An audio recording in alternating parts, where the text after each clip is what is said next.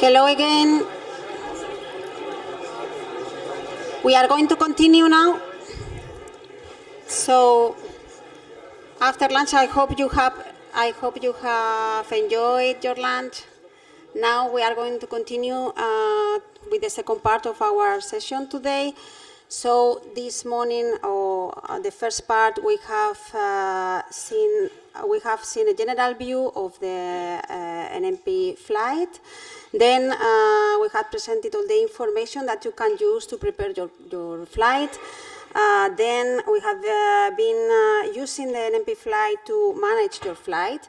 And now we are going to go into some detail about what happens when the network is dynamic. We have entered into this conversation already.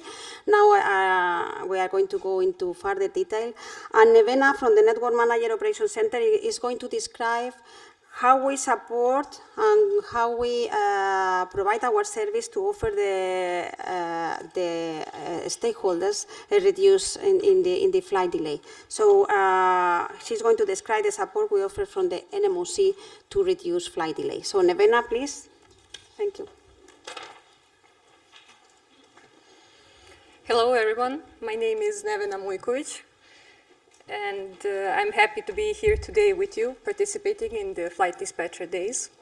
I work at the Network Managers Operations Center as Aircraft Operator Liaison Officer.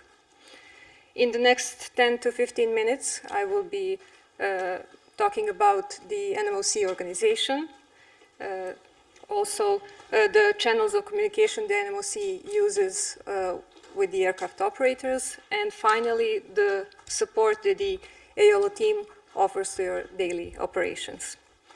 And now, just in a few minutes, I will be presenting you with some specific slides to support my expose. Okay. 1 second, no?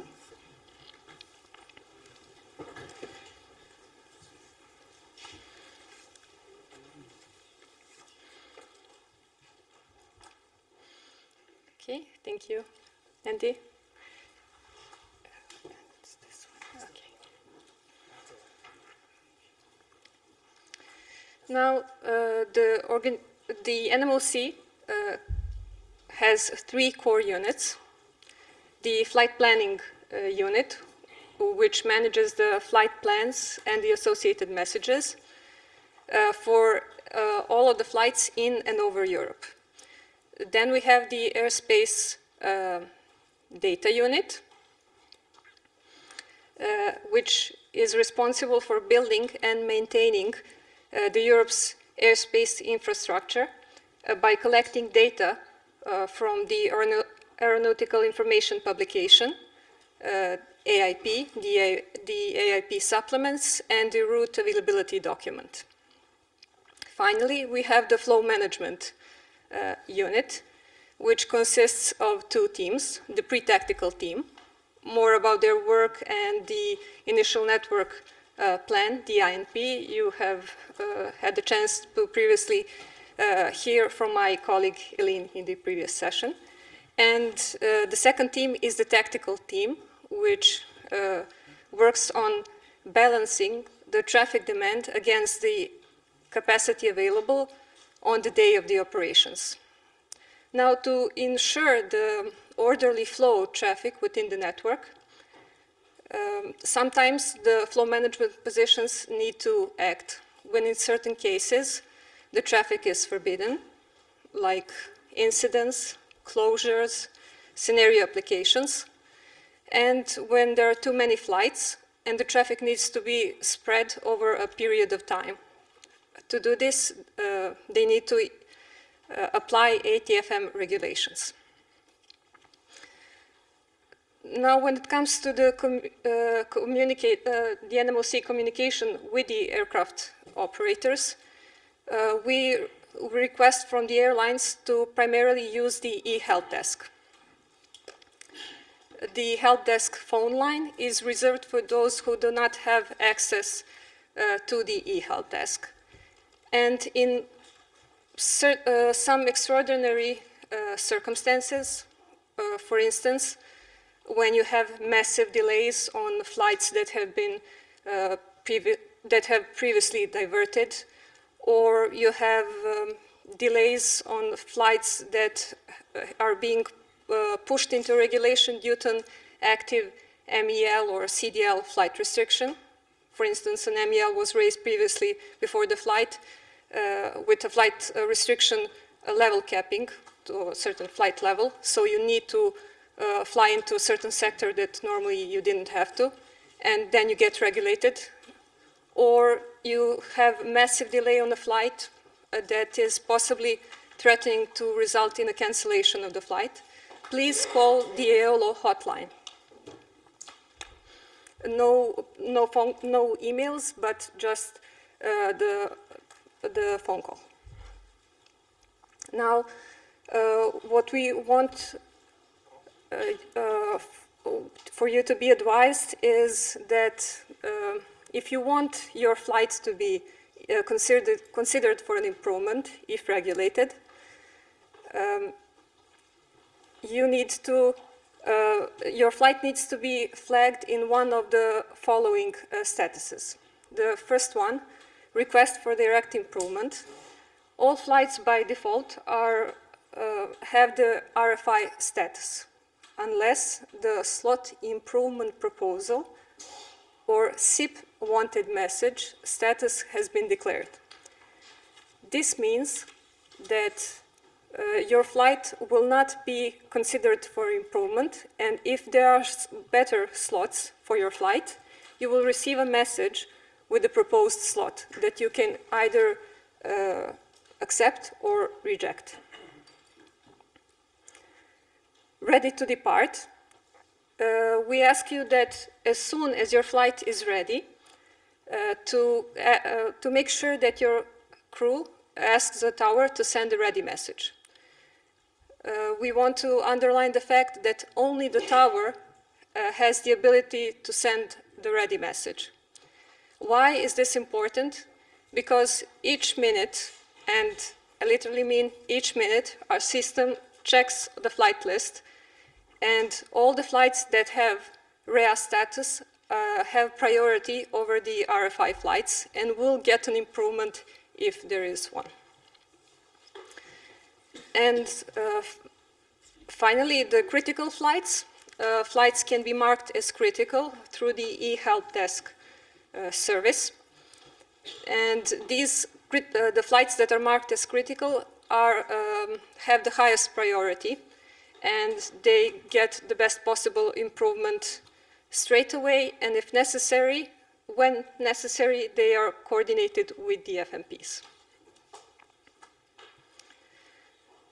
Now, when it comes to the way that we at the NMOC and the EOLO team support your daily operations, as mentioned, we want you to know that all flights caught in an ATFM scenario or an ATFM regulation, including weather, or a flight entering an overloaded ATC sector, or a flight that is threatened to be cancelled due to an airport curfew. All of those flights are constantly monitored by the EOLO team. And we work on these flights. How? Our initial action is always to try to reduce the delay of the flight. If decreasing a delay decreasing the delay of the flight is not possible for certain reason, then reroute proposals may be sent to the airlines. There are different types of reroute proposals, and the reason that we will later see during the demo describes the purpose of the rerouting proposal. Now, this is a short introductory part to the work that we do at the NMOC, and now I would like to take you to the demonstration part. 1 second, so we can,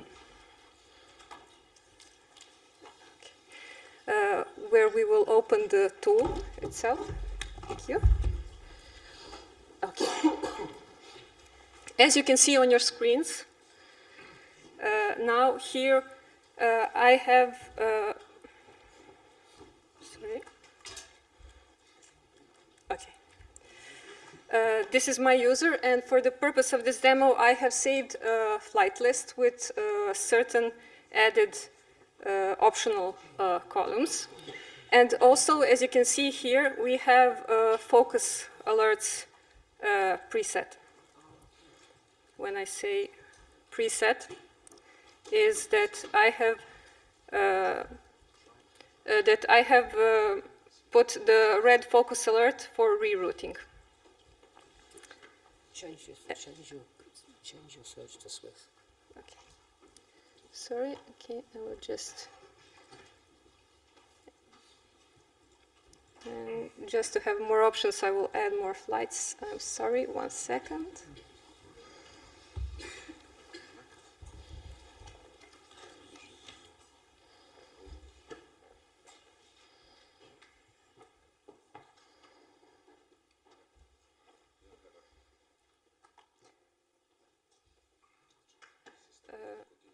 Okay. What I would like to speak now is that when we talk about the reroute proposals within the NMP flight, here we have two optional columns. The rerouting column and the RRP respond by column. The rerouting column displays the reroute proposal being sent, and the respond by time is the time by which you need to respond by sending a change message or cancel and refile. It is a period of 30 minutes from when the RRP is being sent.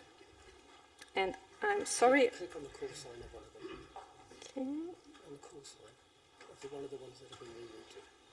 One of the top two. And then you'll scroll down and you can open the rerouting area. My laptop? Okay. I'm sorry, 1 second, just to find the it's no.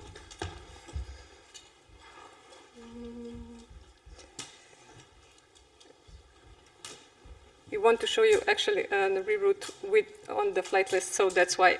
Sorry for the delay.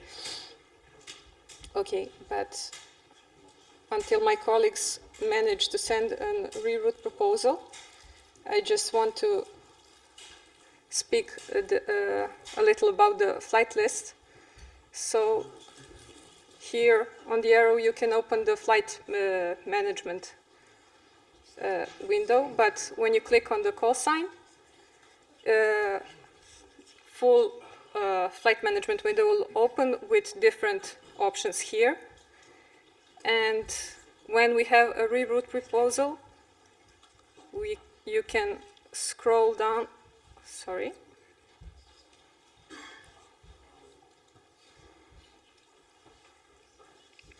With the rerouting proposal section. Okay. In the rerouting proposal section, you will have the original route that you can open by clicking on the arrow, and here we will have the original route. The original route is the route that you have filed. The alternative routes, the reroute proposals, will be displayed below, and the alternative routes will be compared to the original route in terms of the ATFM delay, then the flight time, the distance, route distance, fuel burned, and the route charges. And if you like any of the alternative, the reroute proposals that have been sent to you, I want you to show that there are two sets of action foreseen for the reroute proposal. The first one is the, sorry, I just want to, can be visible here. Sorry, 1 second.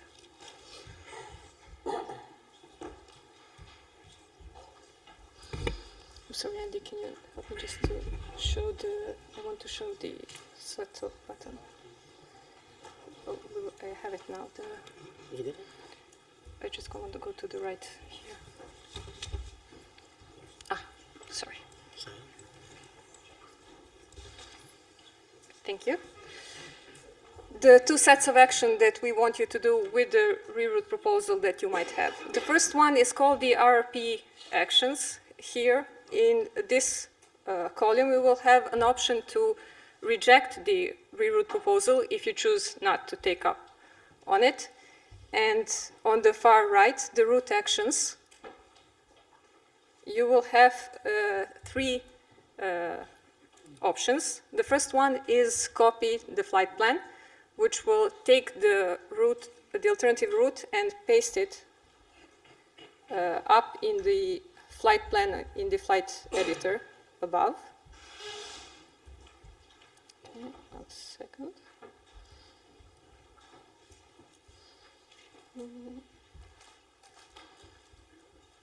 So the route will be pasted here. Then you have copy 15, where you can copy the field 15 to the clipboard of your PC. And also, the last option is validate. So if you click on the validate, you will be able to paste the route in the flight editor above and validate the route. Okay.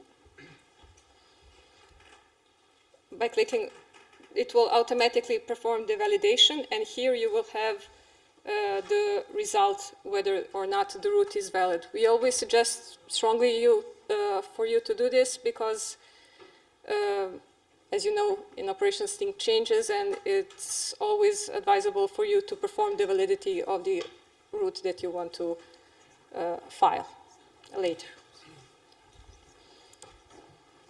Okay, and I'm sorry, maybe we will be able to perform, to create one reroute proposal, but in the meantime, while my colleagues try to do that, do you have some questions for me? Okay, thank you very much, Nirvana. Okay, there are a couple of technical problems there. Hopefully we'll be able to resolve those and show you exactly what Nirvana's trying to show you. But I think a quick summary. So Nirvana gave us an overview of the work that's done in the Network Operations Center.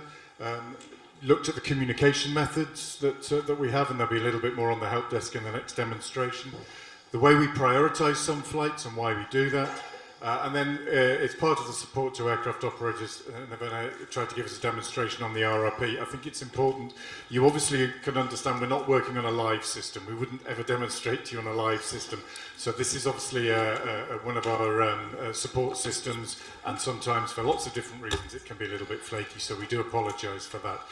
In the meantime then, I'll open the floor up to any questions. Nirvana will do her best to answer, but we also have Slavis Stoyanov, who's one of our operations managers who's joined us. He has a wealth of experience in all matters flow, so if there are any questions, then between the two of them I'm sure they can answer. So the floor is open. Is there anything in the QR? Okay, we have a question down here first. Hello, I'm from Poland, from JetStory. I have a question about priority status, because I believe it used to be 5 priorities per operator per calendar year. It is still 5, or it is calculated different way?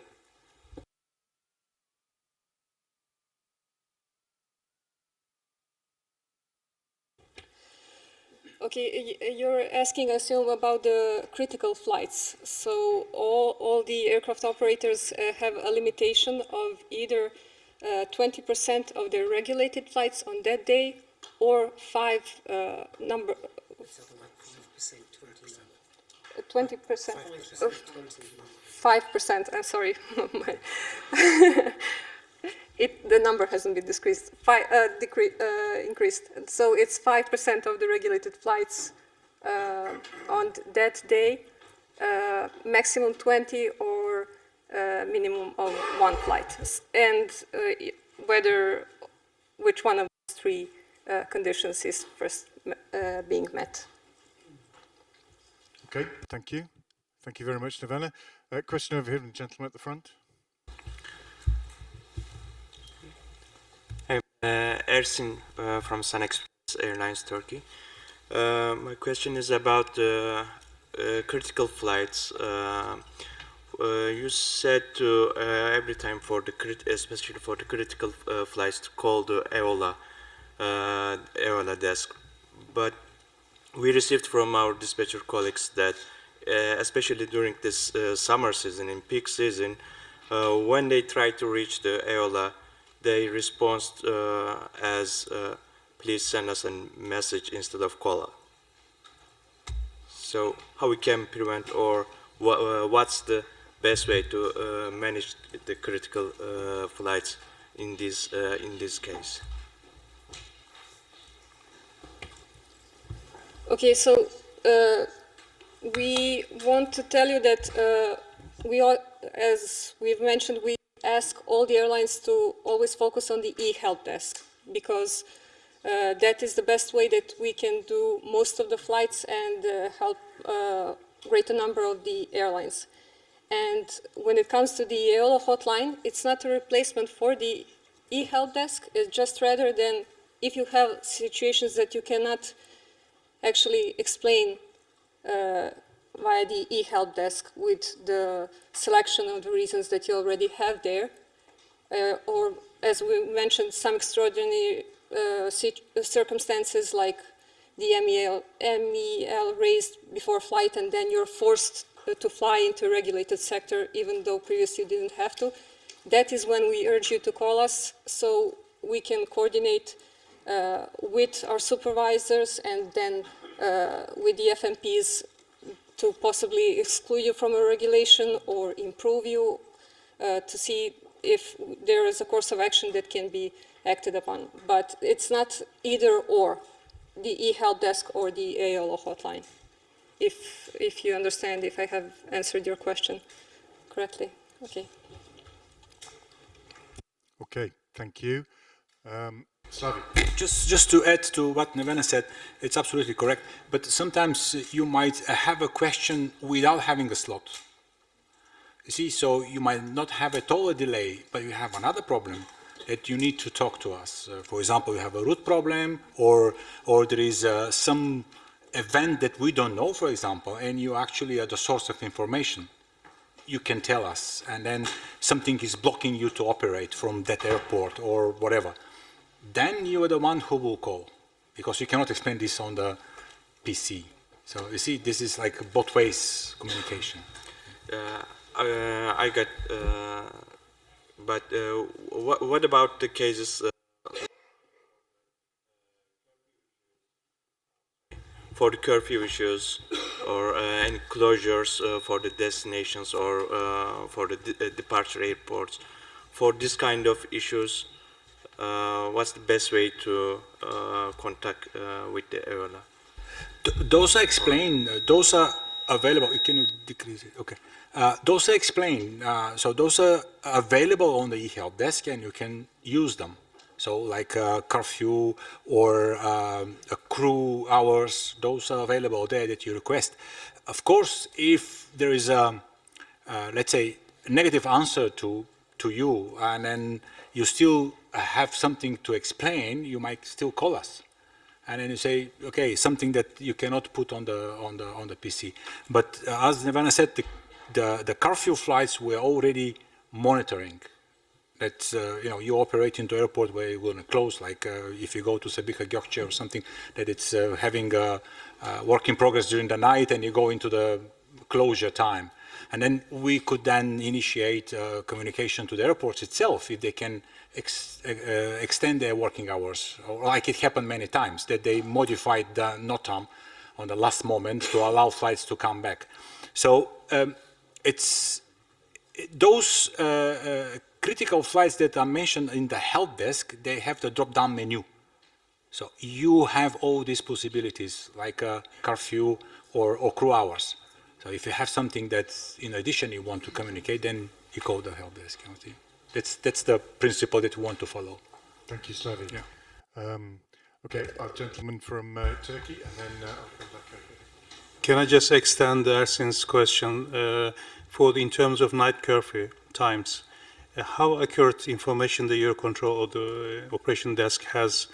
Are you coordinating with the airport, or are you depending on the operator's statement? Yeah, thank you. We have, since a few years, we try to establish the service which is called airport position. And now these people, since last summer especially, are very active, and they are monitoring constantly the flights that operate into the airport, which they know that they have a night curfew. So, for example, German airports, they're very strict. Some French airports, also very strict. But we monitor and we know the impact on you guys, on the airline, how much expensive it will be if you have to divert for this. And we try our best, especially if the flight is suffering from big delay from the network. If it's done because of your own operations, it's another story. But sometimes that you have a flight which is scheduled very close to the operating hours of the airport is very critical.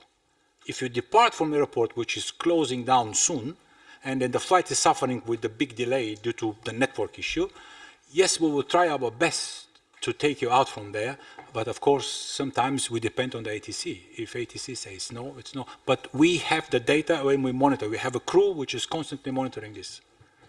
So even we try sometimes to call and say, can you extend the hours before even you are suffering?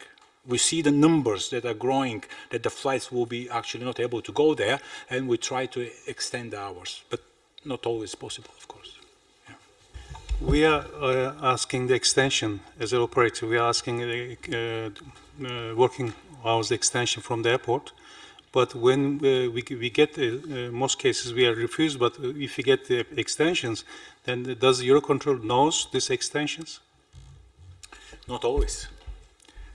You're right, this is a big problem, because if it's communicated locally, in the local community or directly to you as an airline, many times it's not given to us, and this is exactly what happened to Sabiha Gökçe, where they had a closure due to work in progress, and they were opening and didn't tell us. And this is, of course, is an issue of the communication, and we address this in the post-ops phase.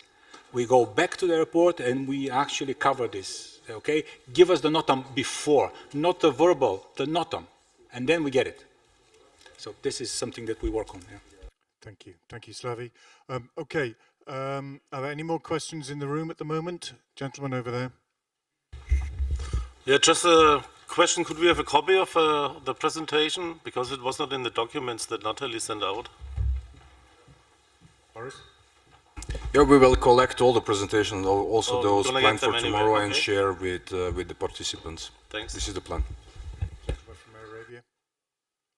Yeah, are you from Arabia? I will go back again to the e-help desk. My question is, when we send an e-help desk, how do you manage normally the messages? Is it managed by human, or all of them it's by machine? And also, sometimes it happens for us when we send an e-help desk as a critical one, sometimes we get refused. If it's critical flight, how we can get refusal? If it's about FDP, flight duty period of the captain, or the curfew or whatever. Can I just interrupt there? The next demonstration is about the e-help desk. So once we've done this Q&A, Nicola is going to come up with some information about the e-help desk. So we're going to go back to the demo now. Okay, thank you. So hopefully we'll get that question answered for you in that session there, the next session, if that's okay with you.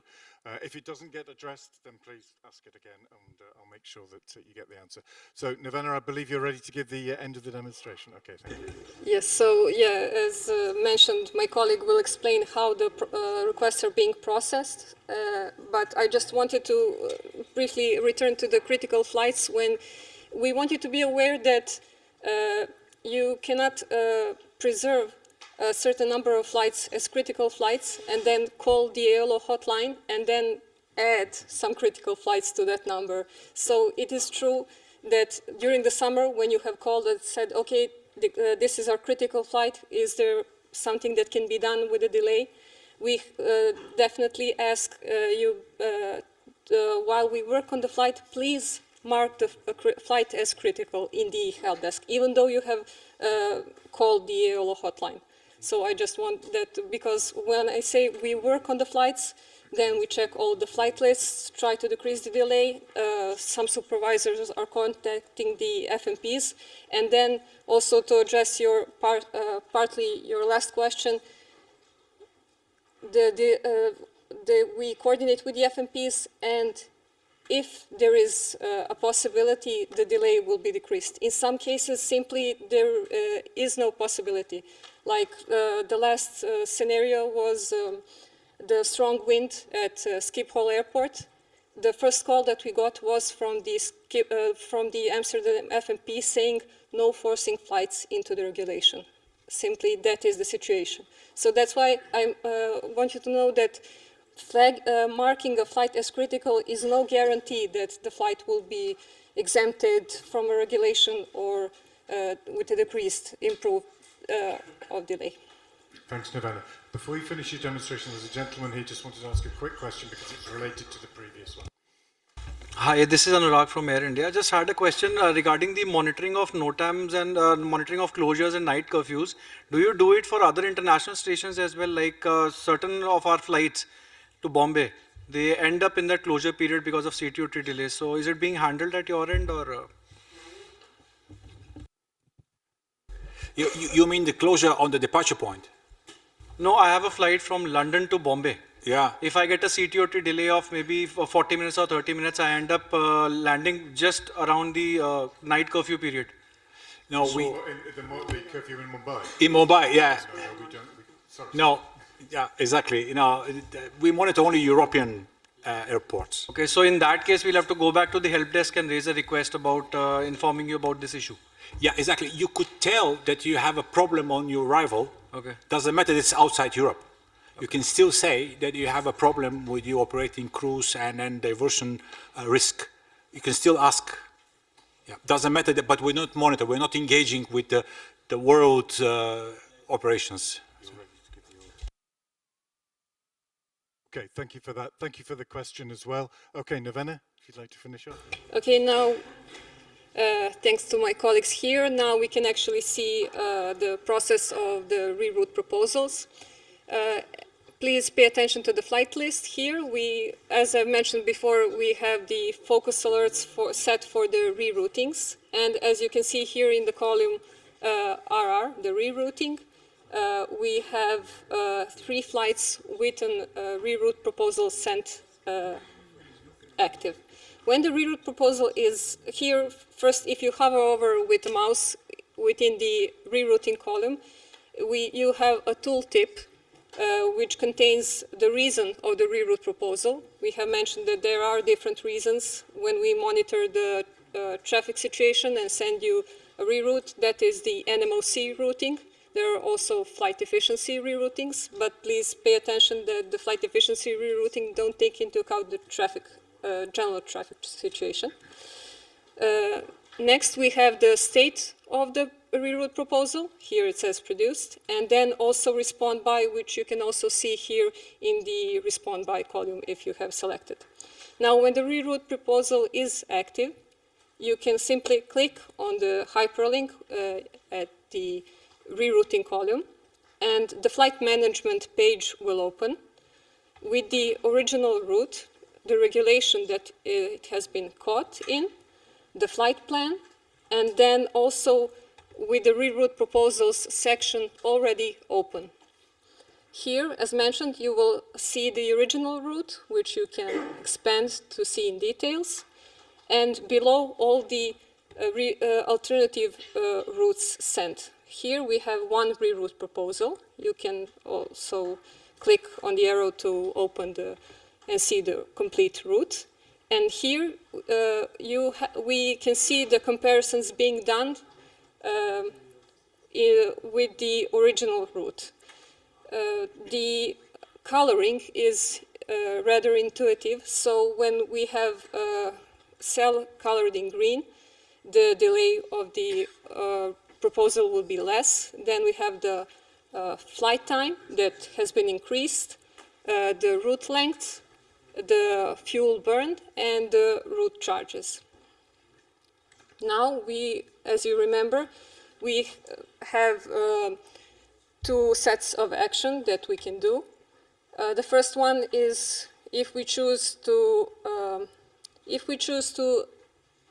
accept the reroute proposal, we need to act upon it until 1439 UTC. That means that a change message or cancel and refile needs to be sent by this time. If we don't want to use the reroute proposal, then we need to click on the reject RRP button. Why is this important? And we ask you to do this if you choose not to use the reroute proposal. Especially for, this is important because at this very moment, while you have an RRP active, please be aware that your flight is having two slots booked. The first one that your flight has, and the second one is the slot booked by this reroute proposal. If you do not wish to use this reroute proposal, reject the RRP, and that slot booked for the RRP will be released. Releasing those slots may result in other of your flights caught in the same regulation being offered by this CTOT. And that is why we ask you, the airlines, to perform this action if you choose not to use the RRP. And again, the route actions that we have explained previously, I will just click here on the validate because I want you to show what we have discussed. So by clicking on the validate button, it will copy the route in the flight plan here in the editor above, and you will have the result that the flight plan is valid. It will also be displayed on the map. And that is from my side. Thank you very much, Nevena. We discussed beforehand what points Nevena might want to emphasize. So I'm going to give you a chance again just to emphasize any particular items in that demonstration. Well, again, the prioritization of flights that, like we already said, each minute our system checks all the flights in the flight list. If your flight is ready, then please ask the tower to send a ready message. Only the tower can send a ready message. Simply by declaring that you are ready, we cannot see it in the system. So it is better that for you to join this automatic process, and if you're ready, ask the ready message. And the second would be, again, please don't hold two CTOTs if you don't have to, because releasing the CTOT booked with a reroute proposal, other flights can benefit. That's it. Thank you very much, Nevena. And of course, if you do have a ready message in the system, there is really no benefit in calling us to tell us that you have a ready message in the system, because we know and we'll be working on it. Okay. I know there's a couple of questions that have been put in via the QR codes. Chris, there was one in particular that you wanted to make sure got asked. Yeah, there's quite a lot of questions, and we will be getting back to everyone at some point. One that was quite really useful, I think it gives an idea of the work that goes on here in the summer, was to understand the volume of the operations, how many phone and queries NMOC receive every day regarding improvements. Slavi, is that something that you could give us an overview on?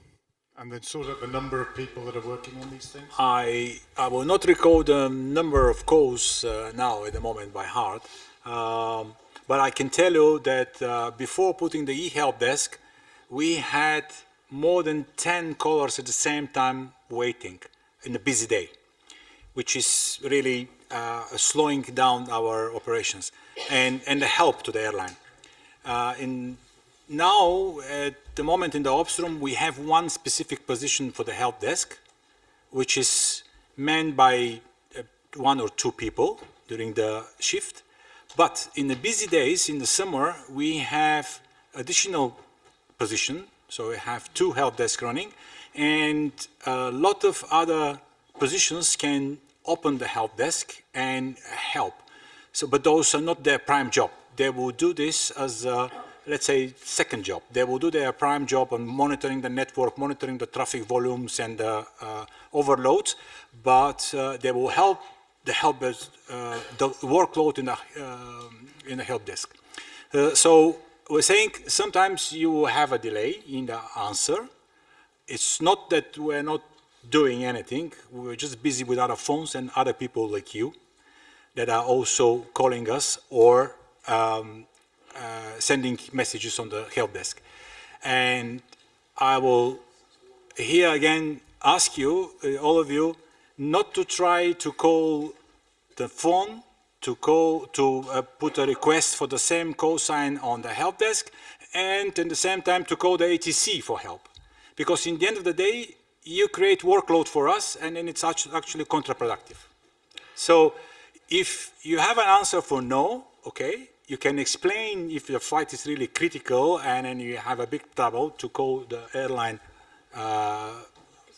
representative or help desk hotline, I would say.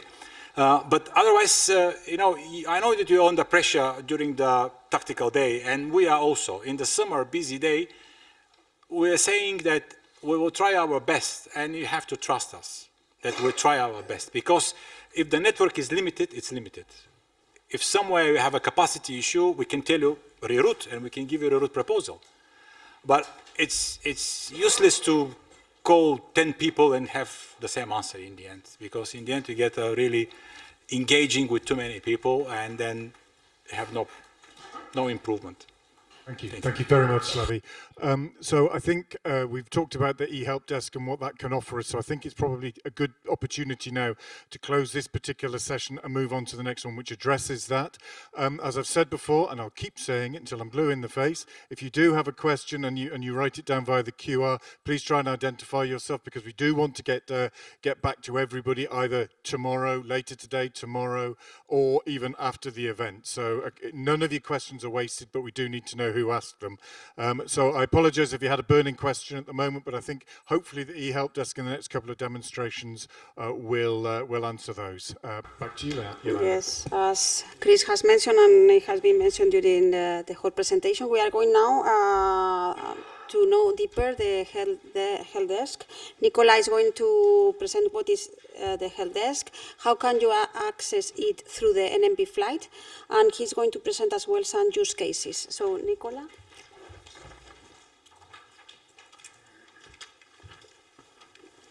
Thank you. So good afternoon, everyone. I'm happy to be able to present you the eHelp desk topic today. As you maybe saw already before on the stands in front of the meeting room, this topic is managed in two different parts.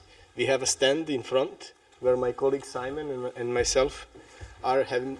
Nicola, can you just move the microphone slightly? That's it. I think that okay, thanks. I hope it's better now. So as I said, we are managing the topic in two different parts. We have stands in front where my colleagues Simon and myself would be able to talk to you face-to-face, answer any possible questions, or show you end-to-end process of the eHelp desk, really how it works on your end, but also we can show you how it works on our side as well, and how the requests are processed. On top of this, we also have quite detailed statistical reports where we can talk more about workload and the numbers, how many requests we received, how much delay we saved, etc. The second part of the help desk presentation is actually this here. What we are doing at the moment is more a verbal report and hands-on session where we can go through the NMP, because we are focusing really on NMP flight today, where we will go through and explain you briefly what and how can be done. So, as you may know, in NMOC we are in last couple of years really working on digitalizing our communication with external stakeholders. This is really because we want to improve our service provision and because we want to minimize the manual actions as much as possible. Like this, we will be able to boost and to improve the help and support that we provide to all our stakeholders on the help desk, that are airlines mostly, but also we have FMPs and towers to support. Help desk itself is available via the 3 different communication channels. The preferred one, and the one that should be used most of the times is the internet connection. Today is the focus on NMP flight application, and you can use the NMP flight to send us e-help desk requests. On top of NMP flight, you are able to use the telephone, and we also have the B2B connection that is for a bit more advanced users. One of the messages that I really want to pass, and I think a couple of my colleagues have said before, really sending same request for the same call sign via the system and then doing the same via the telephone is really counterproductive and is not helpful, because we want to help you and we will put our effort to help everybody. But if we have to redo the same request a couple of times, we lose time, and instead of helping somebody new, we have to go back and give you the same answer again.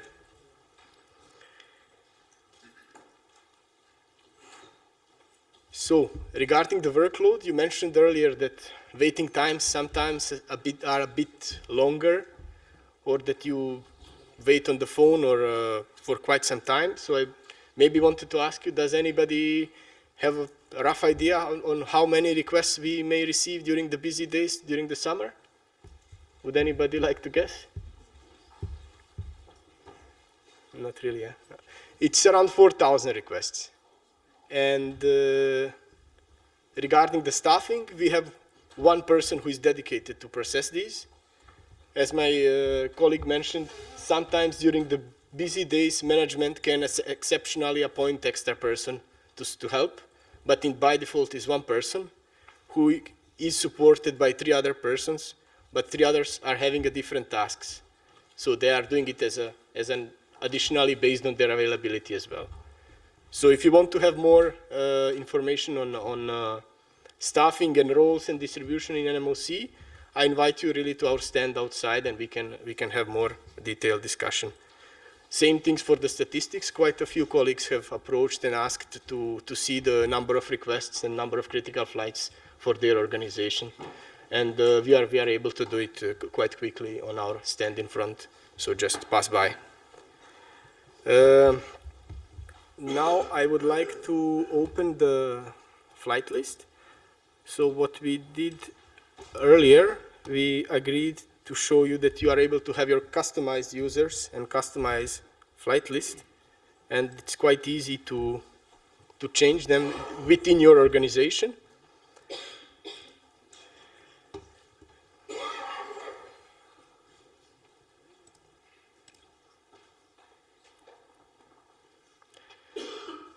So just to start, one of the main reasons when you contact us via the help desk is usually when your flight has a delay. Quite often it happens when the demand is over the capacity, and then we are forced to regulate some of the sectors in order to protect the ATC. And as an outcome of that, we will issue so-called slots or CTOTs, that stands for calculated takeoff times. In the end, it's a delay for you that you are quite often trying to get rid of. So the purpose of the e-help desk is really to give you the assistance to solve your operational problems and really to keep your operations running as smooth as possible. As you can see here, the NMP flight is quite flight-based application. So really the starting point is usually the flight. When I select one of the flights from the flight list, I have an e-help desk button that opens me sort of a window over here. And here you can see the different types of requests that you can do. The first one, and one of that is used most of the times, is the CTOT improvement. So it stands for really the delay reduction. You have a delay and you would like it to be reduced. One of the messages I would like to pass here is really, you see here there are different reasons for the CTOT improvement. When choosing it, please be accurate, because sometimes we can see the airport closure and then we will check and we will see the airport is not closed and it is not closing soon. Or we can easily see that there is a livestock issue and then we realize that the flight is not having any livestock on board. So having this information accurate will will help us as well to really identify the problem and try to help you as much as possible. The other thing, the next request is the CTOT extension. That what we try here to do, the slot that I referred to earlier, needs to be respected with the time window of -5 and +10 minutes on top. If you are not able to request it, we may be able to extend this slot by 10 minutes. And this is subject to the network impact assessment. We need to check all the sectors where the flight is crossing, and if we see that it is safe, we are allowed to do it up to once. So it's not granted by default, it can be refused. We try always to help, because if you need 10 more minutes to make your slot, we will do our best to help you. But still, be aware that sometimes we might have to refuse the additional extensions. And keep in mind, it can be done only once. For the rerouting request, I wouldn't waste your time, because my colleague before me and my colleague Nevena before me, she had an intro on the RRPs, and also there will be Andy who will provide later on more information on the flight management session. So I don't want to steal the show from Andy, so he will be. This field here is really to communicate to us message, hi NMOC, I need a rerouting, would you be able to help? And this is something that will come to our side, and we will be having a look into rerouting on our end. Anything that is not standard business, so that is not part of usual daily activities, is sorted in others and information requests. Something that I would highlight here is contacting the crew. We are not able to speak to your pilots directly, but what we can do in these cases, in case you need to contact your crew, you are not able to establish the contact with them. What we do, we locate the aircraft, we contact the responsible ATC unit, and we ask them to pass the message. Usually it's done for the diversions, but there may be other extraordinary cases. One more thing is the flight deactivation. Rarely it can happen the flight gets activated by mistake, either via wrong CPR or wrong message is sent. In these cases, NMOC will need to deactivate the flight manually, because if the flight is activated by mistake, it will be locked for any further editing, so you won't be able to send either a delay or a change message on it. There are other minor types of requests, but they are really like less than 1% of the requests, so I wouldn't talk about them here. Surely, if you have any questions, we will be in front, and we'll be happy to talk about these. Now, to go back to the improvement requests that are really one of our most important ones, most commonly used. Here what you see is the critical flight tag. Just to be clear, so this number is, there is a system logic behind that calculates the limit of the critical flights. So it's 5% of the regulated flights that you have in the system currently. So the parameter is dynamic. The system checks every minute how many regulated flights your organization has, 5% out of it, and that's the limit of your critical flights. On top, there is a minimum of 1, so we want to be fair and equal to everybody. We say everybody will have at least one flight, and this is done to protect mostly the business jet operators or the smaller operators, to give them a chance to have at least one. And there is a maximum of 20, because nobody will have more than 20. Even if you have 1,000 regulated flights, 5% would be 50, but still we would put a limit on 20, as we need to protect ATC as well. This logic is made and is agreed collaboratively with all the stakeholders, because we have a couple of stakeholder consultation groups in EUROCONTROL, so it was really discussed with the airline community, with the ATC community, and we came to something, to the solution that would be the most fair to everybody. So we give the chance to the airlines to ask for more, but also to protect the ATCs from overload as well. So they are sort of a joker.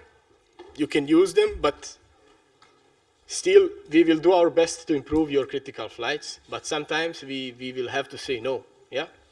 In case we cannot improve the flights due to safety or due to simply that there is no space in the sector for an FMP to improve your flight, we will have to say no regardless the flight is critical.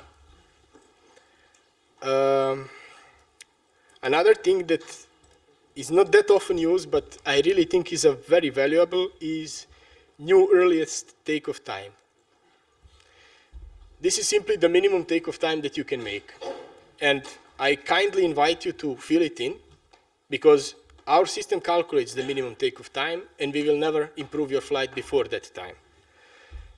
If you provide your own minimum takeoff time based on some constraints that you have and only you know, I don't know if you have to load extra bags, you have some late passengers to wait. If you put this earliest takeoff time here, we will take it into account and we will never improve the flight before that time. And just to say, this value here is not penalizing. So if you deviate more than 15 minutes from your EOBT, it will not be taken as a delay message. So it's really, we give you a chance to give us an accurate time, and we will give our best to improve you and to respect your schedule, to help you as much as we can. Last but not least, in the text box is in the improvement request is a text box. Here you are able to type the free text. And the more you type, the more you can help us, because we will have more information and we will be able to better understand the issue behind and to provide you the better support. So I kindly invite you to use it as much as you can. By this, I would finish the help desk request form.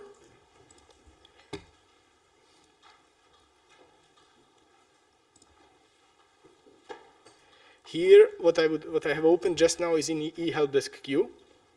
What you can see here, there is a button, My Requests, that could be interesting for you, so you can have only your requests. So you don't need probably to see the request of the other AOs. You want to see only your ones, so you can just activate this button. One more thing that might be useful and interesting is the status. So here we are able to tell you the different states of your requests. So some of them are submitted, as you can see. Unable means that we were not able to help. Responded in green means that we have processed the request. And also you are able to recall. So if you send a request while you are waiting, something have changed, and you don't need us to improve the flight or to extend your slot anymore, you can simply recall it and it will just disappear from our system.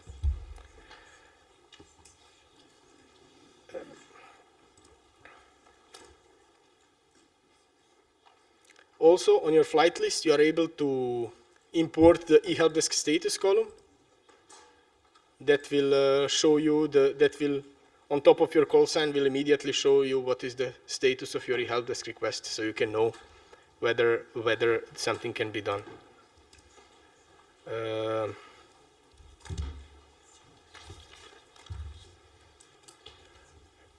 Having said this, I would like to conclude. And I haven't asked if you can ask a question. Yeah. Unless somebody has questions. You're here to answer the questions, not to ask them. Go on, Andy. I was just going to maybe preempt a question.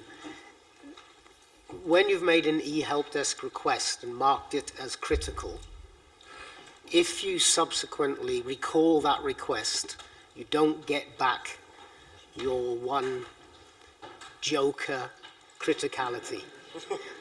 The flight remains marked as critical for the rest of the life cycle of that flight in the system. You don't get it back. Thanks. Can be so cruel sometimes. Thank you, Andy.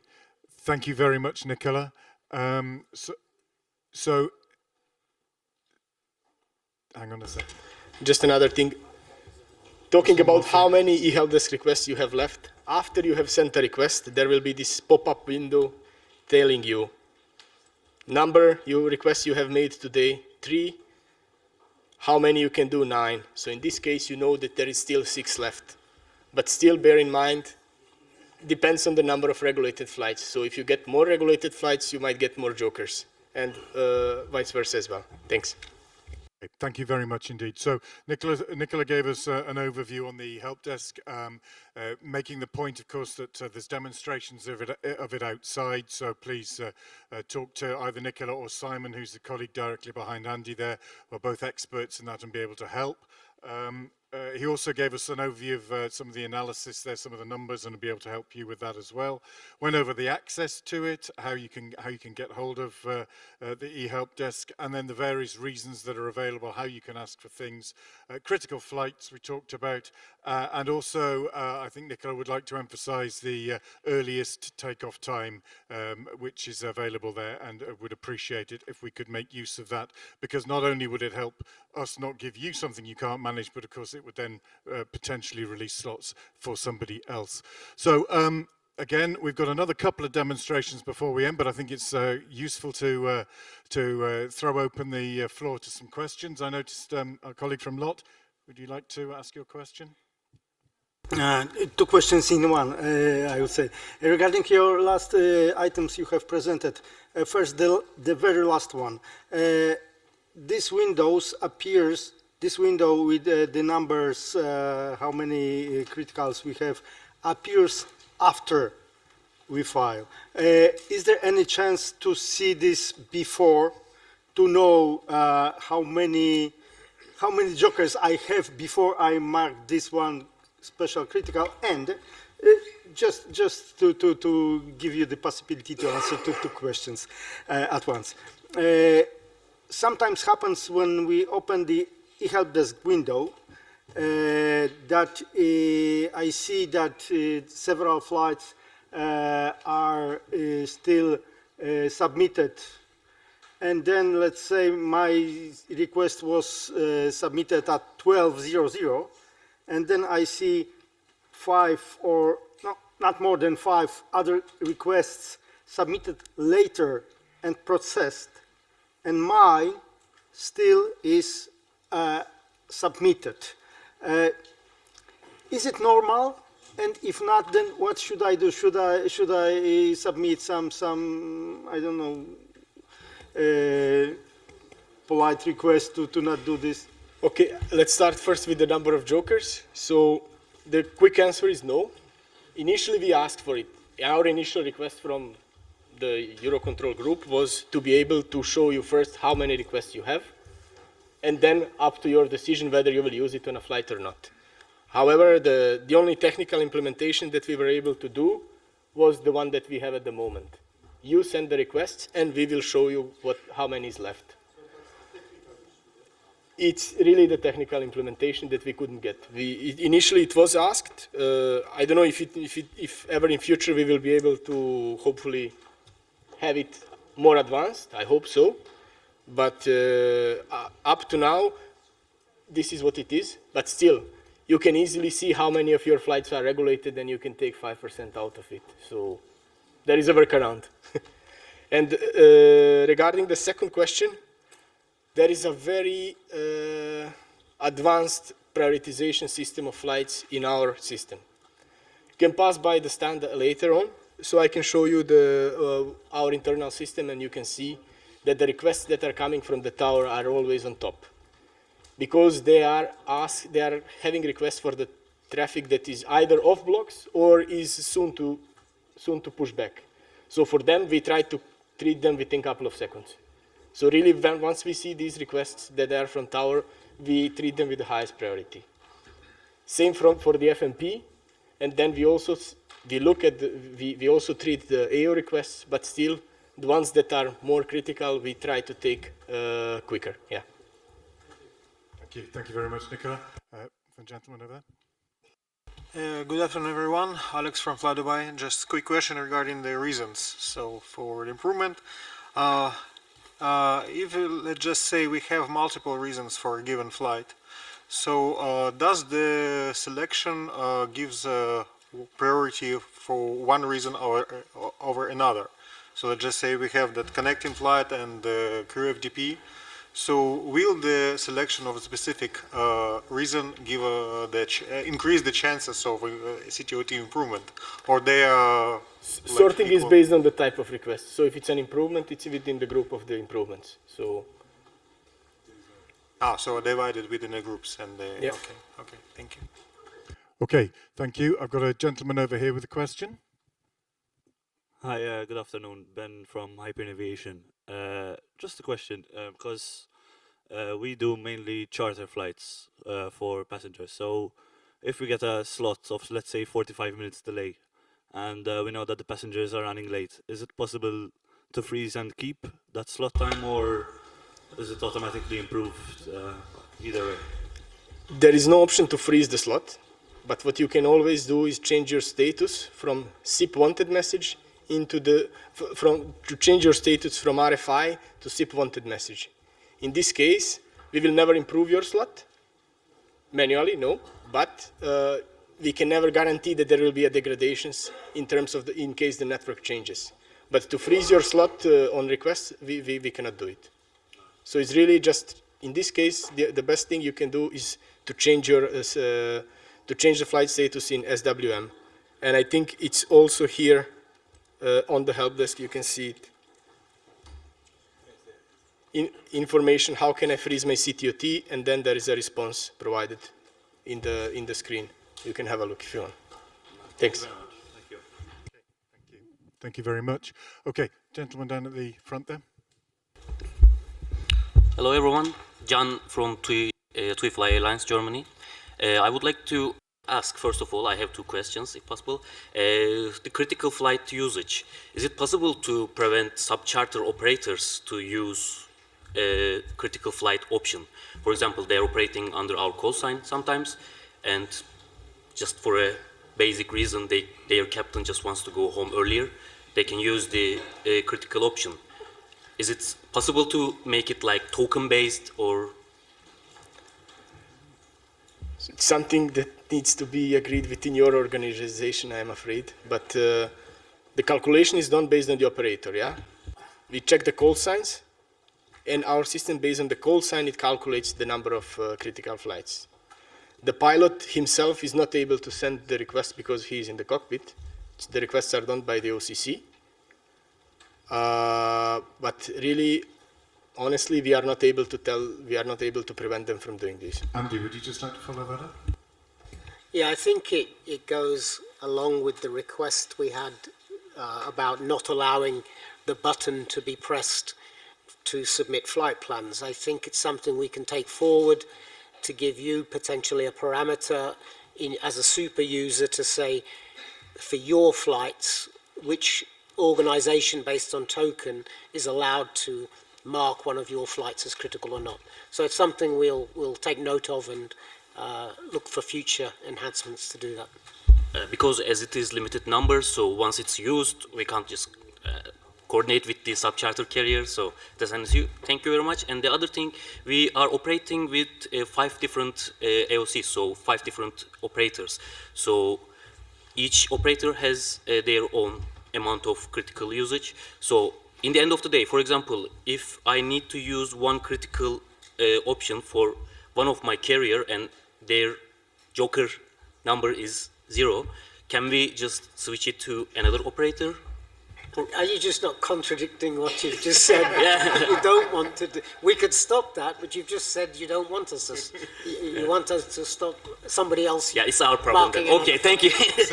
So I think you've answered your own question there, but I think it's a very good point that Andy makes. I think Nicola is absolutely right. No, not at the moment. That is your internal issue. But if we can help you that in the future development, then certainly I think we'll take that forward and look at how we can help.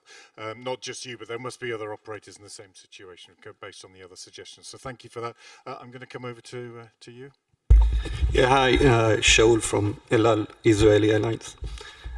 In situations where we have to offload sick packs, for example, and I want to give back the CTOT because I don't know the new time that I need, is there an option in the system to release us from the CTOT, to give it back, and once we will be fully ready to ask again and not be late filer? there is an option in a CHMI. I think I don't remember what it's called. It's basically to give back the CTOT, you know, not just keep on delaying the flight, you know. Okay, if it's fast, we'll I'm going wait. to get Martin to answer it. No, we'll park it tomorrow because I think Martin will be able to help us address that tomorrow, if that's okay with you. No, You no okay problem. with that, Martin? Thank you. Okay, a couple more questions from the floor, then I'd like to move on. Again, I'm going to reiterate, if there are burning questions that you want to ask, put them in the QR and we'll address them either tomorrow or after the event, as we've already discussed. Our gentleman friend from Turkey, you get one question, okay? Yes, yeah. No, Promise, don't put 2 or 3 in there. promise only one. I know that swapping the CTOT, it's possible among the group airlines. But is it possible to swap the slot if you're departing in the same airport? I'm going to intervene here. Martin will address that. I'd rather you did it tomorrow if you can. Well, I can give you a quick answer. You Okay, can go on. swap with anybody you want, only it has to be coordinated between the two airlines. But how let's say we coordinated with Pegasus, Sun Express coordinate with the Pegasus. How are we going to let the help desk know that we already coordinated? I'll show it to you also to LL in my presentation. It's a live demo tomorrow. Thank you. Especially with those issues. Thank you very much. Just to say, from our side, we are not supposed to check whether there is a same operator when doing the swap. So we are just checking whether it's the same most penalizing regulation. And for the operator, it's not our responsibility. So yeah. Okay, thank you. It's a really good question. As I say, we have a good demonstration from Martin, who's got a lot of experience in slot swapping. So if you do have any questions on that sort of thing, hopefully they'll be answered tomorrow. I'm going to take one more question from the floor, and then we're going to move on. Gentleman behind me. Hi, I'm Molham from Air Arabia, Abu Dhabi. I just want to check. Okay, sorry.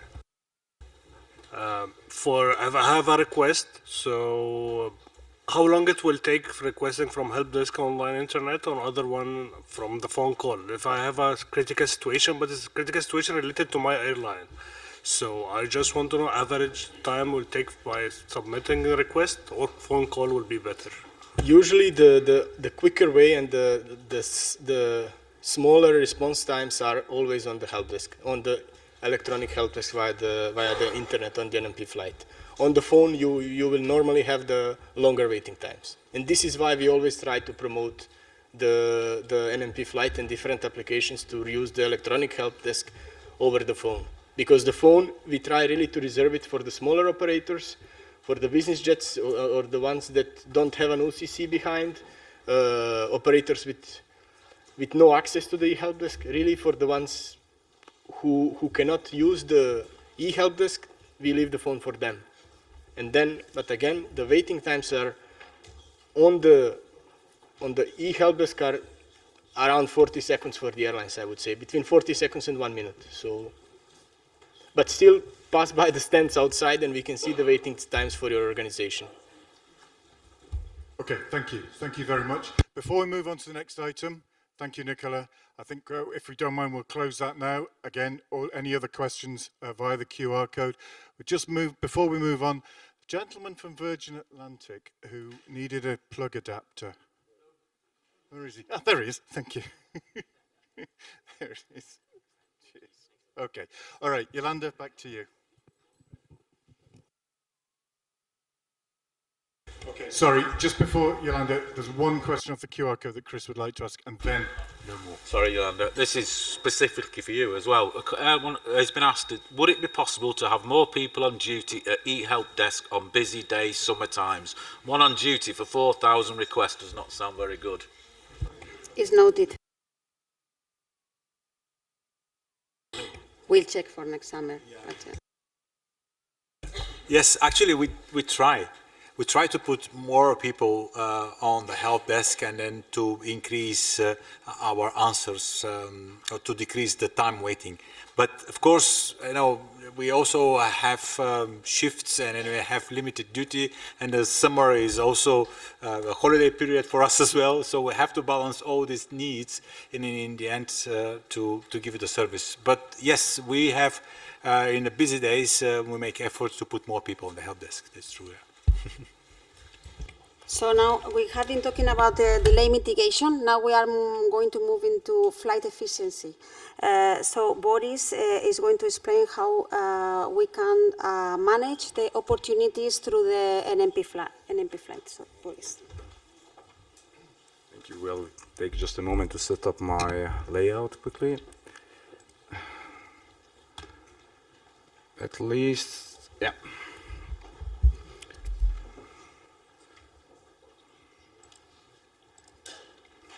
So good day, everybody. I already had the chance to talk and meet many of you today. Thank you very much for joining this event we have organized. My name is Boris Radovanovic, and I am leading the project called NM Flight Efficiency Implementation. What I will demonstrate today is actually a possibility to further enhance your routing options. One of the small features available in the NMP flight application. More detailed demonstration will follow tomorrow by my colleague Martin from KLM, I hope, with more dynamicity, I assume. Whenever we file a flight plan, there is a good chance that the dynamic network evolution change the situation in which that flight plan has been filed, meaning that new routing options might become available over the moment. To support aircraft operators to identify these routing options, NM has an automated rerouting tool which is executed very frequently according to defined schedule and is trying to identify if, according to the given subset of parameters, routing options would be as slightly interesting or better than the one filed by the aircraft operators. In my pre-prepared flight list, I queried a number of different operators just to ensure we have some good examples to show here today, and I already would like to pick one. In the opportunity column that you can see here and that I used the alert mechanism to highlight in green, we show two values. The first one here, let me just stop my mouse somewhere, just this one here, indicates what is a possible amount of savings in terms of euros that alternative route can offer according to the NM system information. The second value indicates the assessed delay in the moment of the execution of the rerouting tool. So if somebody would see this working on the position, might decide just shortly to click this information here, and by this to open a more detailed view in the flight management panel, where we have a subcategory called rerouting opportunities. Exclamation mark here indicates there is one identified for this particular flight. With the blue line in the map, we indicate the filed flight plan, and with the green combinations, we are indicating a possible routing options identified by the tool. All the routing options, similarly to the reroute proposals identified before by my colleague Nevena, are listed in this table here and gives you a quick overview of the possible improvements that could be given to the airline if this would be refiled. First of all, we need to understand the time when the rerouting tool was executed. We see it was 12:37 UTC, and now it's already close to 3, so maybe this execution is not fresh. Do we need to investigate further? Yeah, it depends on your availability. Let's check. In this case, there was no delay assessed. The estimated flying time according to the NM system information is a bit shorter. The distance flown would be 65 miles less. There would be significant savings in the fuel burn, and even the route charges would be improved. So somebody being interested in this routing option would just open additional information and would be able to further assess the flight plan in their flight planning system. Even this could be done through the flight management panel. I'll leave this to my colleague Andy to elaborate a bit further, but actually you can validate, check, copy this flight plan into the upper flight management field where the flight plan has been described. What are the basic information that we see here? So we have information about the original route, the current route actually, which is now in the flight plan. And then we see the values of every single opportunity identified for this flight. If this opportunity is interesting for the operations or even not, we kindly invite you to provide us with your feedback. Let's pretend or agree that this is a good routing option.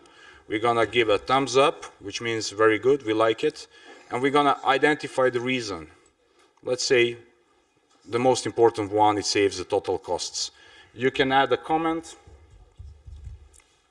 anything else you wish to include, and you can submit this routing option. There will be a tag, as you can see it here. Why this is information relevant? It will come to the NM system and be used for the following reroutings, not only by the automated tool, but any other tool that you might use to reroute your flight and that is connected with the NM system. What it means, the route will not be repeatedly presented to you. So if you have evaluated this route, you provided good or bad feedback, this trajectory will not appear anymore in the list of the proposals. Here we have an information saying something very strange, generic GRT3 mixer specific city pair. What it actually means. Every single flight in the NM system would be rerouted by the subset of the parameters. For more advanced users, we are allowing them to customize their parameters. So if you have some specific requirements, as many airlines in the network had, and for that reason we had more than 80 customized templates that are executed on the EUROCONTROL computers. According to the specific needs of the airlines, this can be done, and your dispatchers would start receiving information from those specific templates. There are different ways to communicate this information. In the opportunity, we can do it like this, or we can send even an email to the back office that will receive a list of the possible routing options. And this is important not only for the tactical operations, but could be used for the post-ops to further improve flight planning capabilities and improve actually accessibility to the network. While I was scanning this flight, I noticed this alert here. It says turn. So I'm gonna spend a few more minutes with you now just to show you what the turn and actually yo-yos are. I remember one of the colleagues working in one of the aircraft operators said to me, you really take the flight plan seriously here in EUROCONTROL. Yes, we do. This is the main input to all the calculations we are doing. And it's really important not only for our calculation, but it's very relevant for the ATC. And for that reason, we are kindly asked dispatchers to file what should be flown or what they plan actually to execute on the daily basis. Yo-yo profiles are the profiles that go up and down in the vertical plane, are changing levels, and this can be done for many reasons. After a very long discussion with the many operators and other stakeholders, many reasons are not linked with the true intention of the airlines. For that reason, some of the yo-yo categories are by default rejected by the NM system, and others are highlighted with a need to further improve them. Let's see if we can maybe just plot one flight to show you what the yo-yo profile is. And we're gonna move to something similar, which is a turn. So here we have a flight which is presented in the horizontal plane. If I take another side view, we're gonna see yo-yo profile here. So maybe I can ask a question. Probably nobody will raise the arm. Do we have any pilots who would like to fly this profile? I would like to know. And I wanted to ask this in front of the dispatcher, so probably nobody. Unfortunately, this yo-yo profile might position your flight in the wrong airspace. That flight might become regulated. That flight might become +1 to the complete picture and cause not only that flight in combination with the similar profiles could create some let's say, uncertain information. But why this is filed, I cannot say. So we kindly ask you to monitor this column, to try to improve it and to smooth out of your profiles, because savings of 10 euros are not always realistic if we need to fly like this. Finally, the turns, this is a bit more difficult part, can be highlighted in the similar manners. One gave a definition of the sharp turn. It's a yo-yo in the horizontal plane. Here we have my old good flight I've presented, and we have seen a turn here on very interesting interface between Czech Republic and Slovakia. I also know from the ATC perspective that this particular turn can create a miscommunication between the system, but leave it aside. We know that very likely there will be a long DCT given by the ATCOs, and this turn will never be flown. It might create some trouble on the operational plane, and if there is no need to be filed, please try to avoid it. Still, some turns and some yo-yos are forced, call it like that, by the network or the network situation. So if you need to file it, try to impose that it's followed whenever is possible. Or if you cannot avoid it, try to contact NM Flight Efficiency Team. In the booklet you have the email address called NM Flight Efficiency Task Force, where we can address individual turns or yo-yos or any other related question of this matter with other stakeholders. With this, I would like to quickly conclude my presentation. And just to remind, if somebody is interested in customized template, use the same email address, NM Flight Efficiency Task Force. Thank you very much, Chris. Thank you very much, Boris. We have 4 or 5 questions in the computer. We're going to keep those and look at those and answer them tomorrow or after the event. But is there any, very quickly, because I want to move on to Andy's presentation as the last demonstration. I'll come to you in a second.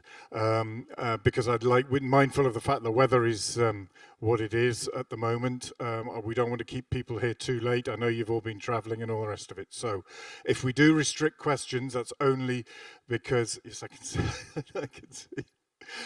We may restrict a few of the questions, but we will note them down. And Chris is going to spend this evening, normally he'd be down the pub having a few beers, but I've told him he can't do that tonight, and he has to prioritize all of your questions. So we've got till about 2 or 3 in the morning. I love it. And we'll make sure that we answer as many of them as we possibly can in the session tomorrow, and we'll look at ways of potentially extending that session. Okay, so we've got a few questions in the room. Gentleman behind me first. I'm Mulham from Air Arabia. I just want to check for route efficiency and cost and everything. Only in the part crossing Europe or for all route? Let's say I'm crossing Africa and that's it. So I just want to know for all route or just this crossing Europe? First of all, thank you very much, because this was one very important point I planned to mention, but I tried to catch up a bit with time. So reroute proposals are within the NM area only, and the costs that we are calculating or estimating are done based on the full trajectory information that we have according to our flight plan. Okay, thank you. Gentleman at the front. Thanks. Ersin from Sun Express Airlines Turkey. About the yo-yo and sharp turns issues, you are trying to fix this kind of errors on the flights. It's really appreciated. But just a reminder about the new regulation which is upcoming about the CO2 emissions and contrails cost. Due to these issues, this kind of yo-yo issues will increase in the future to avoid this kind of costs. Thank you very much for really giving a heads up to this matter. The story about the yo-yos, that I will try to keep short, there are many reasons why we have the yo-yos. The problem is that they are not followed on ATC. So pilots and ATCOs apparently are not really adhering to that particular profile, and whatever is the justification for having it in the flight plan should be further addressed also in the real time. Thanks. Okay, thank you. Gentleman behind me. Hi, Mohammed from Luxair again. So just concerning the question related to UU and sharp turns, my question is almost answered already by my colleague from Sun Express, but a quick question on that. You mentioned the task force which behind the solution, let's say, for sharp turns and UUs.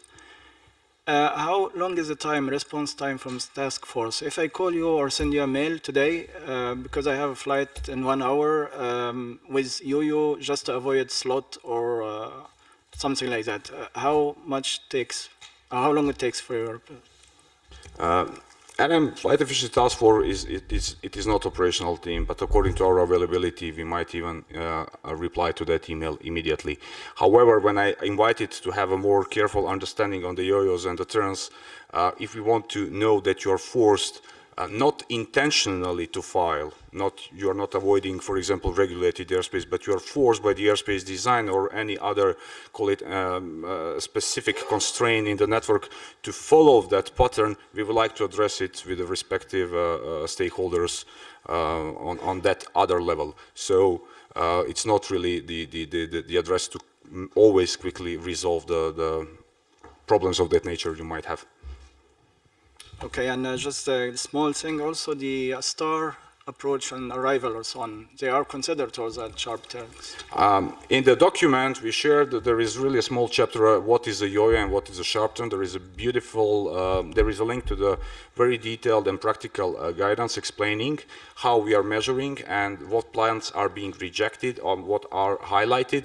So when we talk about the turns, the scanning, according to what I remember, is done outside of the cylinder defined around the airport with a radius of 60 nautical miles. So the purpose of the tool is really to focus on en route portion of the flight, not considering procedures, even in the upper airspace. Okay, thank you. Okay, thank you. My colleague from Ryanair would like to ask a question. Oh, my question is just about the opportunities. Do you know where they come from? Are they basically like historical routes, or are they from like the most efficient one filed on the day, or? So, as it is the case with any single rerouting tool used or offered by the NM, there are three main sources we are using for the horizontal reroutings. The first one is called Pathfinder, so it's a powerful engine building a route from the scratch, and it's trying to find the connectivity between the city pairs based on the inputs we are using there. The second one are historical routes, so-called city pair stats. And just the third one is the most recently introduced mixer option, which is trying to combine very quickly historical routes to come up with the new solutions. So these are the main three sources that we are also exposing here in the NMP flight management. These are, let's say, the main inputs. According to the specific case, some of the sources could be enabled or enforced or even disabled. What I can say that, maybe this is interesting information, for every flight that is subject to the rerouting tool, there is only 10 seconds available to find the route. Good? Thanks. Okay, thank you. One more question from the floor, our friend from Air Arabia and Morocco, and then I think we'll go on to the last demonstration if we can. Please, sir.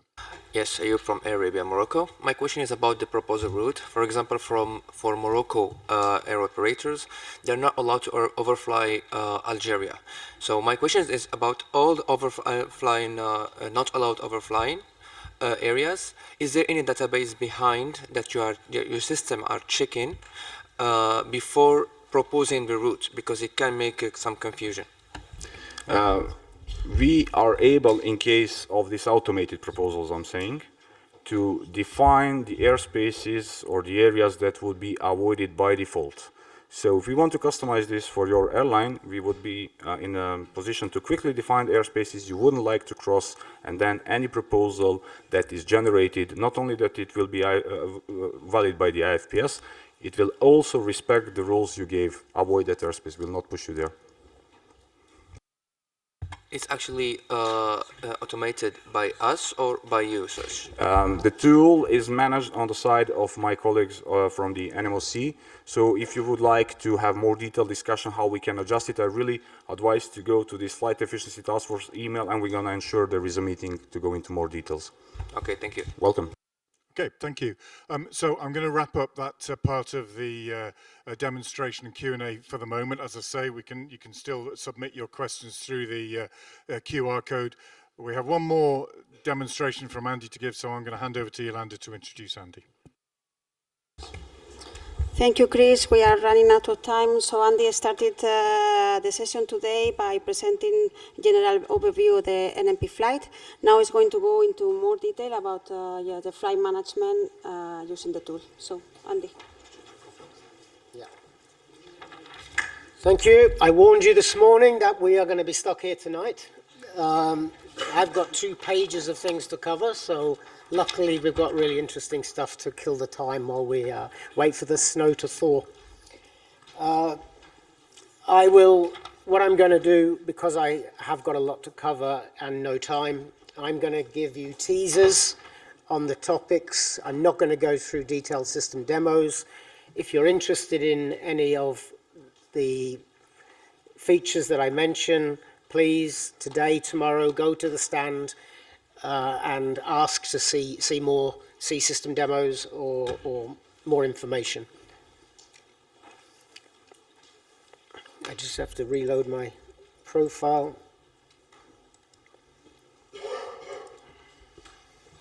So the first thing you've seen a lot of already today in the different demos, and that is the highlighting that is available. The alerting, we call it inside the app. You see in front of you some colors. That's basically the concept.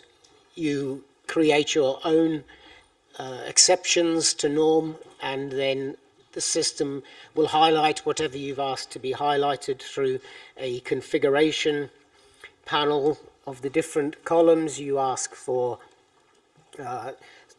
elements within that column to be highlighted or not highlighted. What I would go, that's called the user alerts, but we also have the focus alerts, which Nevena showed you. That's these 3 buttons at the top of the screen. If you've set focus alerts for anything, it's very similar to the user alerts. You have a column, you've asked for that column to be you've said that column is of interest to you.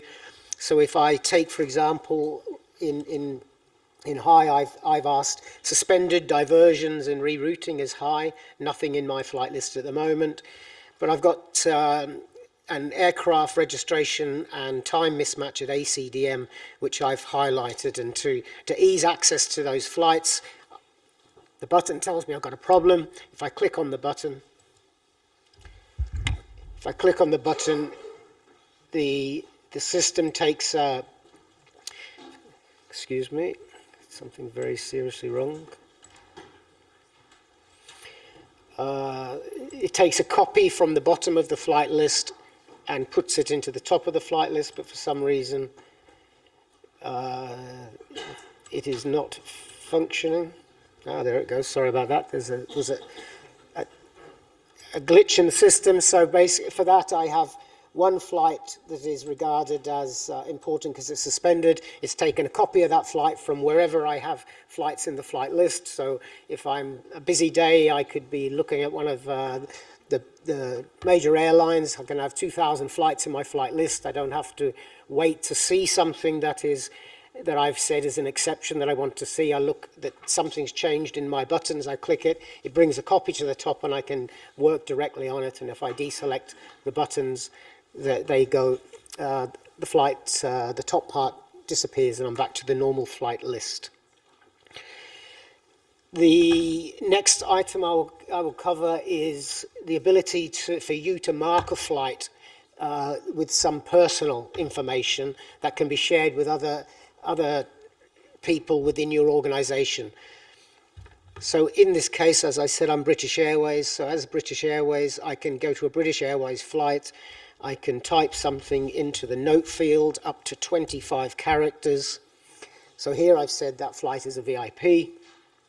And now anybody looking at that flight, only from your organization, no other airline can see that information from your flights. Anybody else in your organization who's looking at that flight in their flight list will see that there is a note that makes sense to you. No one else in the network sees it. It's purely for you. And when I went recently, I saw Swiss Air, 2 dispatchers using it. Basically 2 hours before EOBT, they were working on a flight and they were thinking maybe there's something that will be needed soon.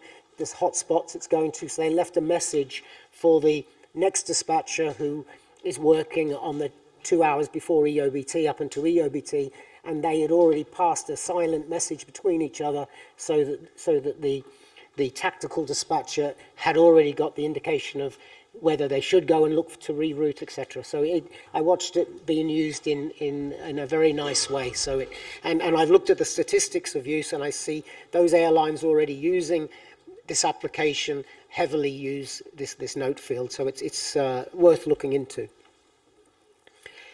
In my flight list, I'm going to go back to another flight list. Excuse me.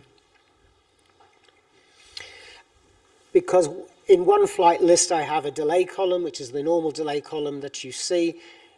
We have a new AI-based function called fade, which now combines not only the delay column with the normal delay. If you just had the normal delay column shown, you will see exactly the same information. However, next to it, it has a trend of delay. So fade is the forecast of ATF delay evolution. So it gives you a highlight. If you download the information on that flight, I've downloaded the information to tell me that it's got a 7% likelihood of the delay reducing to 31 minutes. If I looked at that, I would say I don't trust 7% likelihood. Quite often you'll see something like 80% likelihood the delay will be reduced, in which case you may decide to leave that delay, wait, and not act upon it yet. Let's see if it does delay. So that's the way it's used. We have colleagues out on the stand demonstrating and giving more information on fade. In the package that you were sent yesterday, there is a quick guide for fade as well that you can look at. Within the application as well, we have something called mirror. If you need access to our to the mirror tool to be able to see this. And again, the stand outside has the mirror tool on display. You can go and speak to them. But basically, it's a leg analysis tool of the airframe. So if you've got a flight in NMP that's in the flight list that's got a delay, if you click on the mirror link, it will open this interface and it will show you the potential knock-on effect throughout the day of that airframe with that you can analyze. I can't go into any more detail. Our colleagues are outside and you can speak to them about it. One thing I would say, you saw me log in now to do that. Once you have access to the mirror and you've logged in once, that login remains active for 8 hours. So throughout the day, any further flights you want to analyze using that link, you don't need to re-log in each time. It remains active. We're working on a solution that will mean that you don't ever have to log in to see that information. Going back to the flight list, something I want to mention is inside the delay column itself, there is an icon. Guys, could you just keep the just, please. There is an icon which we call mark as seen. The idea behind this is that if you've got somebody in your organization that's looked at that delay, this has got 55 minutes. If it's an airport regulation, you probably might not be able to do anything with it. So you can mark that delay as being seen.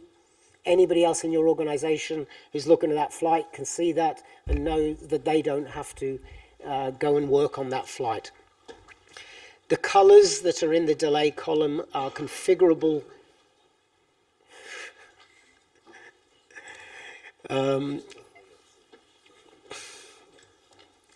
Configurable by you in the user alert. So in here you can configure what the colors are for your whole organization. And if for the colors you want to change the times, you can change the times as long as they're in sequence, that will work. And this final one, the 15 minutes, minus 15 and plus 20, when you go back to the flight list, this mark as seen, because I've got minus 15 and plus 20, if that delay reduces by 15 or increases by 20, the system automatically puts an eye icon back onto that flight. So but you can control the minus or the plus, and you can also control whether to see that or not within that configuration.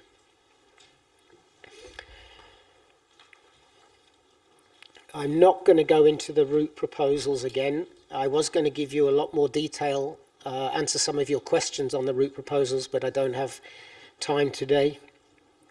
There is a concept of, it used to be called AOWER in our old interfaces, the aircraft operator what if reroute function. And basically how that works is when you have a flight with a delay or a flight without a delay, and you need to change the route, but you're concerned you're going to become a late updater by changing a route and potentially get a heavier delay, you can go through our system using the flight management interface, propose a route, let our system say what the delay will be on the new route, and then cancel the flight plan through our system, but taking the new route to your flight planning system and refiling it through your flight planning system with the new route. But whatever new delay, whatever new CTOT that was shown at the time that you pressed this apply reroute button, booking the slot, that is guaranteed for 30 minutes. So you go back through your flight planning system, or you can check your flight planning system first, of course, before you do the cancel. That's probably a better workflow. But if you're happy that you are going to cancel and refile, you can do it that way, and you're guaranteed that you will not be given a late updater status, and you will get the slot that was offered to you. There is a second option in there if you don't want to file it through your flight planning system and you want to directly submit the change message through our systems. That is a second option you have. Again, I've gone very quickly through that. I apologize for it. If you want to know more about the book CTOT and apply CTOT, please go and see the guys on the NMOC stand or on the NMP flight stand, and they can give you more information. I was going to show you how simple it is to cancel refile in the system with something like 5 clicks. I won't go through that. But if you do need to bring your EOBT forward by 10 minutes, we all know you're not allowed to send a delay to bring your EOBT forward. You have to cancel refile. You can do it through this system very quickly. The EOBT validity, I will not go into detail again because we need to go home. The way that this system has been configured is it shows an absolute time when you show the EOBT validity, which means you can order in the flight list based on your EOBT validity. Here I've asked for an alert to tell me any EOBT validity of less than 20 minutes. Please highlight in red, and then I can decide through my organization what rules I have for the EOBT validity. Basically, that means that if I delay my flight by more than 17 minutes, it's going to get the delay will be rejected in IFPS because the flight is now going into a constraint. But that there is more information about that column which I can't go into right now. The last thing I'm going to do is just go through what I've done is I've set up a flight list, which for this system, there's a lot of fields that are available, columns that are available. They're not currently available in our other tools, which might be of interest. There was a question this morning about the taxi time in NMP flight. If you're interested in which taxi time is being currently used by the system, if you hover over the taxi time in the flight list, here it's telling me these are taxi times which have come from CDM airports. The next one is a standard airport, so that's telling me that's a taxi time from the flight plan. So you can get more information on that. But going through the columns, we now have the IATA ID available in there. You'll be able to search from the form using the IATA ID of the flight. At the moment, there are very few that are supplying the IATA ID, but with the new flight plan format, we will generally be getting the IATA ID as well. So it's a good way of linking in your organizations the conversation between commercial and operational, having the ATC call sign and the commercial call sign in the flight list. A request we got from a particular airline was to show a column in the flight list with the actual operator of the flight. I know we had some challenges with the 5 AO solution that Bjorn brought to us a few years ago that we had to do some special tricks for. But there are some airlines with multiple, one operation with multiple carriers, so they asked for that. The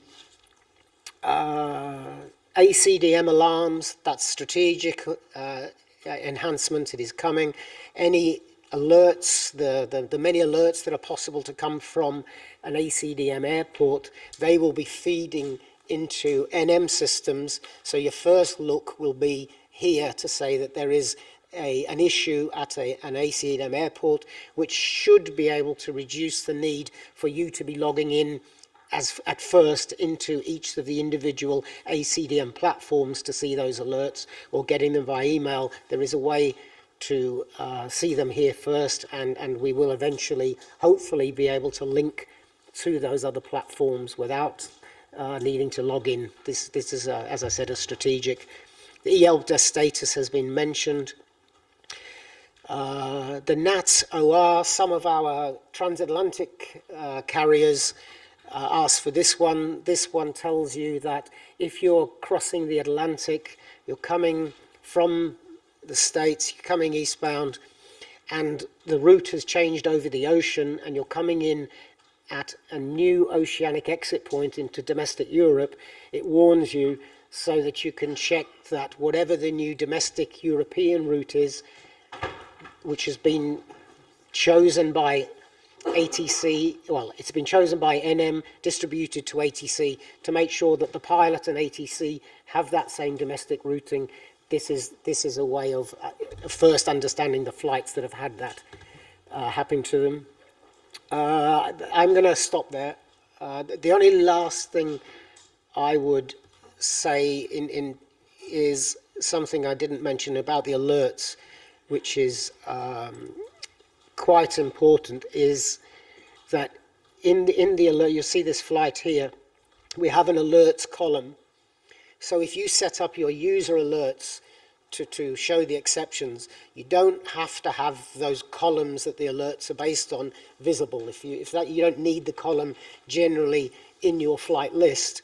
If for example, if you don't necessarily need to see the aircraft registration, but you want to be alerted that there is a registration mismatch at a CDM airport, we have this alerts column which puts tags in there. So if you just show the alerts column without any other column visible, if there is an alert on that non-visible column, you'll still get the tag shown. So then you can go and look deeper into the information of the flight to try to resolve that problem. I'm very, very sorry that I have had to speak so quickly. I'm very sorry that I haven't been able to support this with a little bit better demo, but it is what it is. I blame Boris for taking so much time. My time. Thank you very much. Thank you, Andy. I'm going to blame the weather rather than Boris, but Boris is a good enough scapegoat. Thank you very much. So a fairly brief and a little bit rushed overview of some of the other lesser known functionalities within the NMP flight. I think we are running a little over time, but I think it's worth us exploring a little bit and allowing, let's get some questions out there so that Andy can help and answer them what he can here or tomorrow via the demonstration. So does anybody here on the floor have any questions? My friend from Turkey, do you have any questions? My friend from Sun Express definitely has a question. Off you go. Just for the alert function on the EOBT validity, is it the it means the latest application or latest time for the CTOT extension? Well, it's a bit misleading because the E is not really correct because it is not necessarily based on your flight plan. The concept is supposed to be that in a case of an EOBT validity, I'll go back and try to find that one with 17 minutes. That's telling me that the off-blocks time validity is 2023. Any time the off-blocks time goes past 2023, the flight is going to enter a constraint. So the crew should expect potentially a reroute because they're now going into a closed military area or any other constraint. It could be a time-based RAD that it goes into, etc. So that's an off-block time validity. However, what that also means that if you're operating out of an ACDM airport, if the airport sequences the flight with a later target off-blocks time, it's still changing the off-blocks time. So even the airport, if you get a target off-block time more than 17 minutes, even though you're not seeing an IFPS reject message, it's an indication that off-blocks time is potentially going to take the flight into a constraint. So any type of off-block update, and even the same you could say about CTOT. If you've got a delay of more than 17 minutes, when you take off, you're probably going to hit a constraint. And that I know that some airlines use this function because they say we don't want a flight sitting in the system with less than 20 minutes off-block time validity because we have no scope for a delay. If a passenger's late, close the doors, get off, we've got to go. They need a little bit of scope. So they don't like having flights in the system with such small off-block time validity. Maybe, as Chris gone? This was his subject. But anyway, yeah, sorry, that's all I'll say for now. Is there a function to alert the users about the CTOT extension times? If it's, let's say, if it's critical, if it's already passing, the user will lose the extension function anymore. Just to alert the user, it's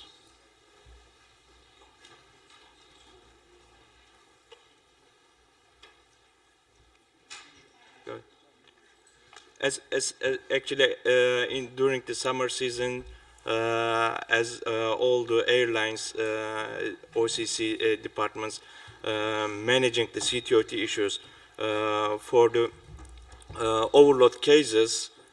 Sometimes we miss the flights, like it's in hurry to try to catch the CTOT, but on the other side, you should follow the extension time as well, because if the crew couldn't catch it, you should maybe can catch the flight CTOT with 10 minutes extension request. So if you miss it, so your operation is missed up later on, just to catch this kind of cases. It's not currently possible. However, up in that left booth there is Natalia, and down here in the front row is Sun Express. Welcome to each other. Maybe you could you maybe get together after we finish now, if you have time, and then swap cards, and we can go more into depth of your requirement and put it into the plan for the future. Thanks. Andy, may I maybe explain a bit? If you have a slot extension request and it comes in the help desk via to us, we see if the slot extension will put you into a restriction. And obviously we will refuse it then, the extension, and then you need to send a delay message.